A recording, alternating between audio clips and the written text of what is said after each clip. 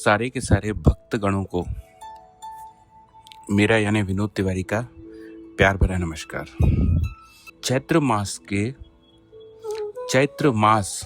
के शुक्ल पक्ष की कामदा एकादशी पर श्री हरि विष्णु की विधिवत पूजा करने के साथ इस व्रत कथा का पाठ करना भी लाभकारी माना जाता है। कथा के अनुसार युधिष्ठिर ने श्री कृष्ण से पूछा, वासुदेव आपको नमस्कार है, अब मेरे सामने यह बताएं कि चैत्र शुक्ल पक्ष में किस नाम की एकादशी होती है।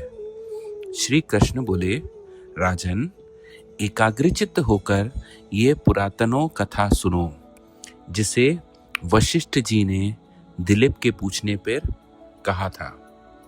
दिलीप ने पूछा, भगवान मैं एक बात सुनना चाहता हूँ, चैत्र मास के शुक्ल पक्ष में किस नाम की एकादशी होती है। वशिष्ठ जी बोले, राजन चैत्र शुक्ल पक्ष में कामदा नाम की एकादशी होती है, वह परम पुण्यमयी है।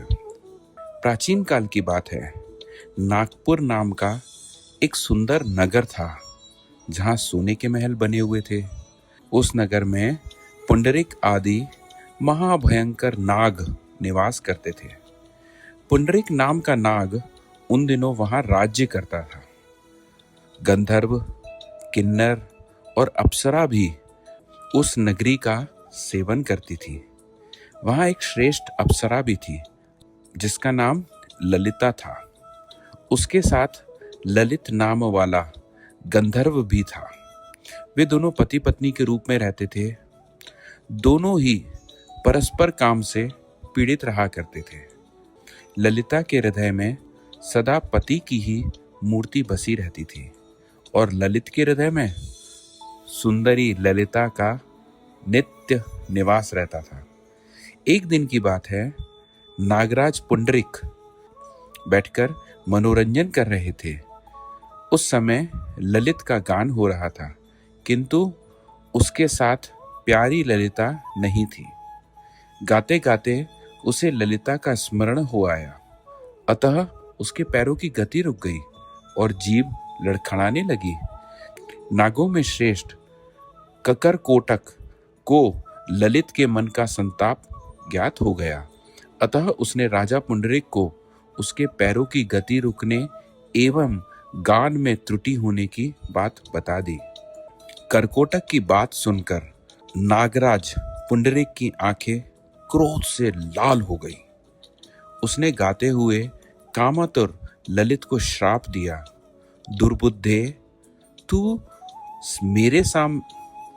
मेरे सामने गान करते समय भी पली के वशीभूत हो गया, इसलिए राक्षस हो जा। महाराज पुंडरीक के इतना कहते ही वह गंधर्व राक्षस हो गया। भयंकर मुख, विकराल आंखें और देखने मात्र से ही भय उपजाने वाला रूप, ऐसा राक्षस होकर वह कर्म का फल भोगने लगा।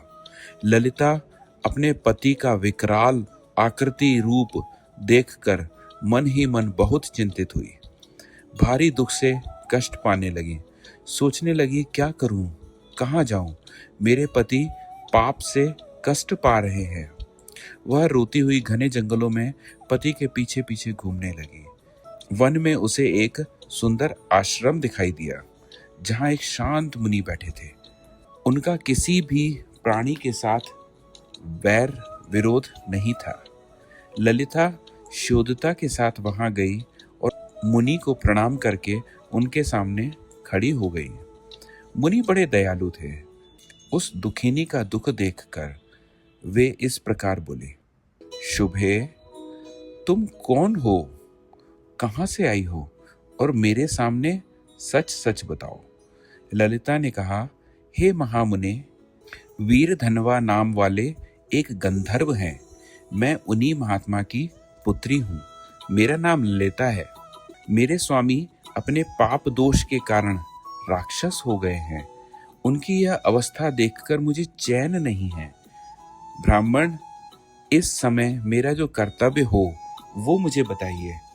विप्रवर, जिस पुण्य के कारण मेरे पति राक्षस भाव से छुटकारा पा जाएं, ऐसा उपदेश दीजिए।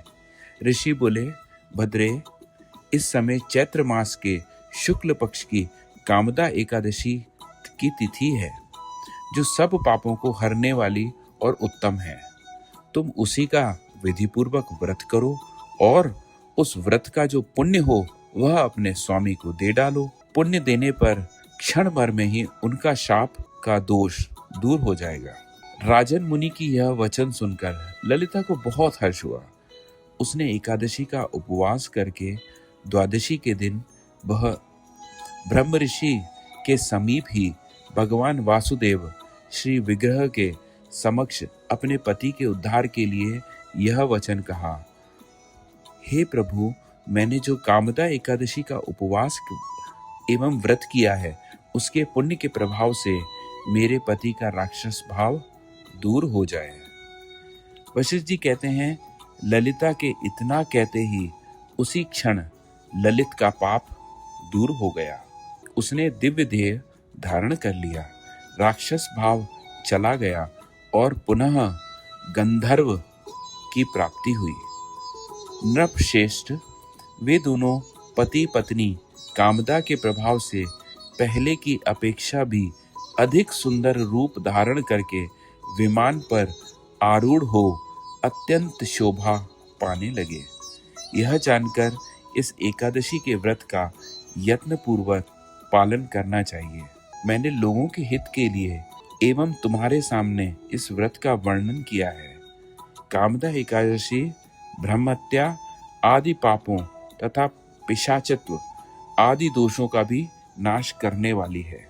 राजन, इसके पढ़ने और सुनने से वाजपेय यज्ञ का फल मिलता है। इति श्री एकादशी कथा। राधे राधे।